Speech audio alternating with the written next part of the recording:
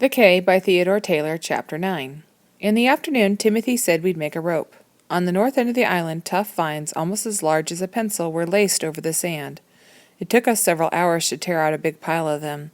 Then Timothy began weaving a rope that would stretch all the way down the hill to the beach in the fire pile. The rope was for me. If he happened to be out on the reef, and I could hear a plane, I could take a light from our campfire, follow the rope down, and touch the big fire. The vine rope would also serve to get me safely down to the beach. After we'd torn the vines out and he was weaving the rope, he said, "Young boss, you must begin to help with the other work."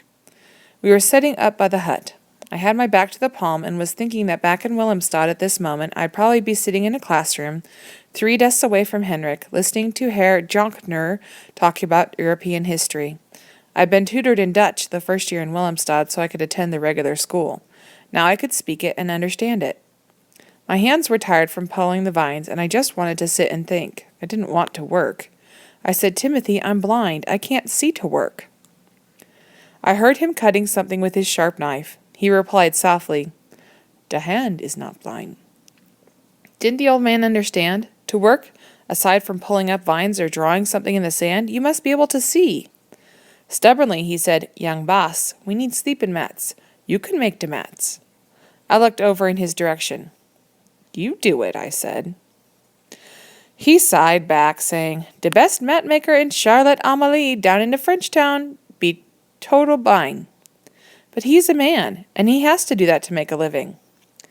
"Be true," Timothy said quietly. But in a few minutes he placed several lengths of palm fiber across my lap.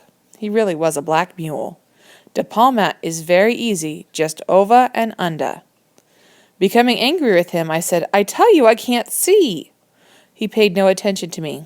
"Take this hand, hold the palm like this, then over and under, like the man in Frenchtown. Then more palm." I could feel him standing there watching me as I tried to reeve the lengths, but I knew they weren't fitting together. He said, "Like this, I can tell you." I reached down to guide my hand, over and under.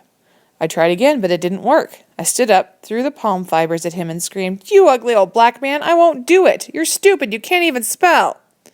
Timothy's heavy hand struck my face sharply. Stunned, I touched my face where he'd hit me.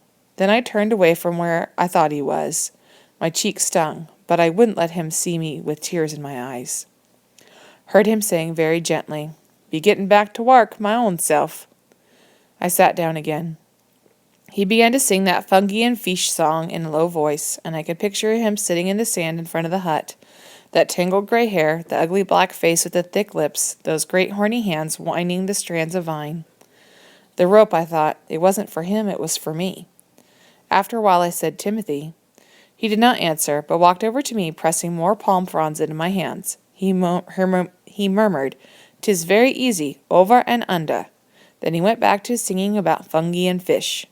Something happened to me that day on the Cay.